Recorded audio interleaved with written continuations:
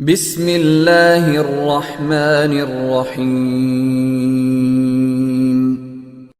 السلام علیکم ورحمۃ اللہ وبرکاتہ۔ الحمد للہ وکفی وسلام علی عبادہ الذین اصطفی، اما بعد۔ حاضرین و ناظرین، یہ سورہ نساء کی صرف ایک آیت کی تلاوت کی جائے گی، آیت نمبر 86۔ اعوذ باللہ من الشیطان الرجیم، بسم اللہ الرحمن الرحیم۔ وَإِذَا حُيِّيتُم بِتَحِيَّةٍ فَحَيُّوا بِأَحْسَنَ مِنْهَا أَوْ رُدُّوهَا إِنَّ اللَّهَ كَانَ عَلَى كُلِّ شَيْءٍ حَسِيبًا۔ صدق اللہ العظیم۔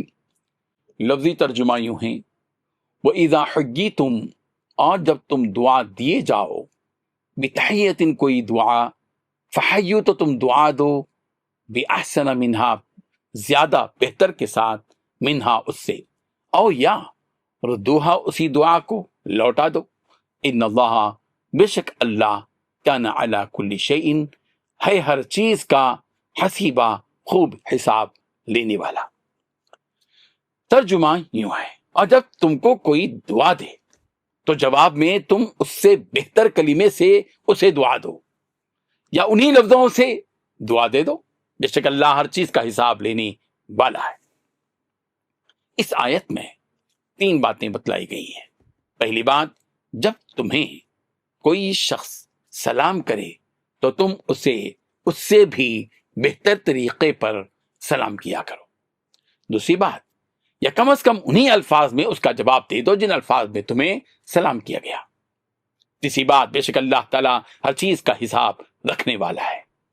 بزرگان محترم، اس آیت میں اللہ تعالیٰ نے سلام کا جواب دینے کا طریقہ بیان کیا ہے، اور سلام کے جواب میں 2 اختیاری صورتیں پیش کی ہیں۔ سلام کے جواب کی بہتر صورت یہ بتلائی گئی کہ جن الفاظ کے ذریعے سلام کیا گیا ہے، جواب اس سے بہتر انداز میں دو۔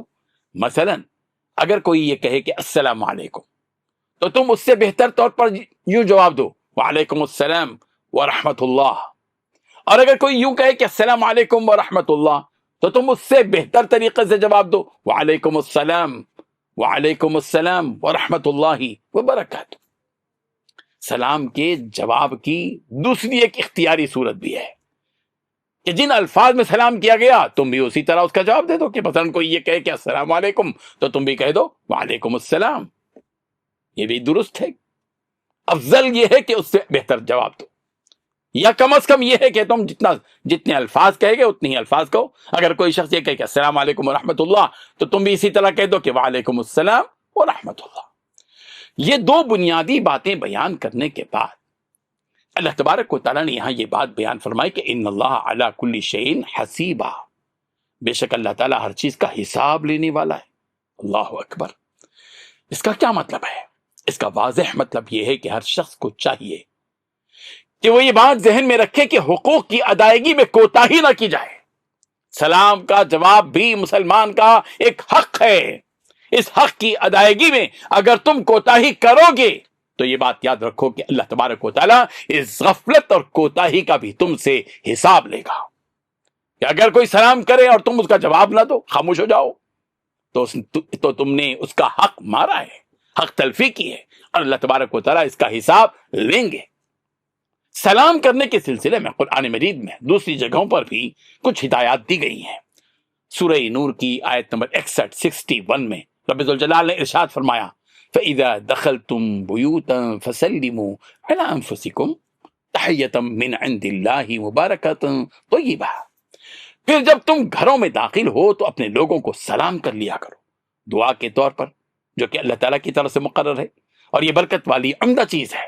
اس سے یہ اصول معلوم ہوتا ہے کہ جب گھروں میں داخل ہوں تو اپنے لوگوں کو سلام کرنا چاہیے۔ ترمذی کی روایت ہے، حضرت ابو ہریرہ رضی اللہ عنہ راوی ہیں، رسول رحمت صلی اللہ علیہ وسلم نے ارشاد فرمایا کہ جب اللہ تعالیٰ نے حضرت آدم علیہ السلام کو پیدا کیا اور ان کے اندر روح پھونکی تو ان کو چھینک آئی، انہوں نے الحمدللہ کہا، ان کے رب نے یرحمک اللہ فرمایا۔ اللہ تعالیٰ نے حضرت آدم علیہ السلام سے فرمایا کہ اے آدم تم ان فرشتوں کی طرف جاؤ جو وہاں بیٹھے ہوئے ہیں اور ان کو السلام علیکم کہو۔ حضرت آدم علیہ السلام نے وہاں پہنچ کر السلام علیکم کہا تو فرشتوں نے اس کے جواب میں علیک السلام ورحمۃ اللہ کہا۔ پھر وہ واپس آئے تو اللہ تعالیٰ نے فرمایا کہ بلا شبہ یہ تحیہ ہے تمہارا اور آپس میں تمہارے بیٹوں کا۔ ہمیں یہ بات ذہن میں رکھنا چاہیے کہ سلام محبت کا ذریعہ ہے۔ اللہ تعالیٰ کو ہمارا ایک دوسرے کو سلام کرنا بہت زیادہ مرغوب اور محبوب اور پسندیدہ ہے۔ رسول رحمت صلی اللہ علیہ وسلم نے ارشاد فرمایا کہ تم اس وقت تک جنت میں داخل نہ ہوں گے جب تک کہ تم مومن نہ ہو جاؤ، اور تم اس وقت تک مومن نہ ہوگے جب تک کہ آپس میں محبت نہ کرو گے۔ کیا میں تمہیں بتاؤں ایسی چیز، کیا میں تمہیں نہ بتاؤں ایسی چیز کہ اس پر عمل کرو گے تو آپس میں محبت پیدا ہوگی؟ پھر فرمایا کہ آپس میں خوب سلام کو پھیلاؤ۔ سارے ہی مسلمانوں کو چاہیے کہ وہ ہر ایک مسلمان کو سلام کرے۔ سلام برادری، مکتب فکر، نسل، مسلک، خاندان اور رنگ کی بنیاد پر نہیں ہے، بلکہ جو بھی مسلمان ہے، جس برادری کا کیوں نہ ہو، جس مکتب فکر کا کیوں نہ ہو، جس مسلک کا کیوں نہ ہو، جس خاندان کا کیوں نہ ہو، جس نسل کا کیوں نہ ہو، جس علاقے کا کیوں نہ ہو، جس زبان کا کیوں نہ ہو، اس کا حق یہ ہے کہ اس کو سلام کیا جائے اور ہر سلام کا جواب دیا جائے۔ رب ذوالجلال ہم سب کو ان ہدایات کو وسیع ذہن کے ساتھ سننے کی اور سمجھنے کی توفیق عطا فرمائے، آمین۔ وآخر دعوانا ان الحمدللہ رب العالمین۔ ڈیلی درس قرآن کو سبسکرائب کیجئے، اپنے تاثرات اور مشورے ارسال کیجئے اور متعلقین کے گروپ بنا کر انہیں روزانہ درس قرآن بھیجیں اور اجر ثواب پائیں۔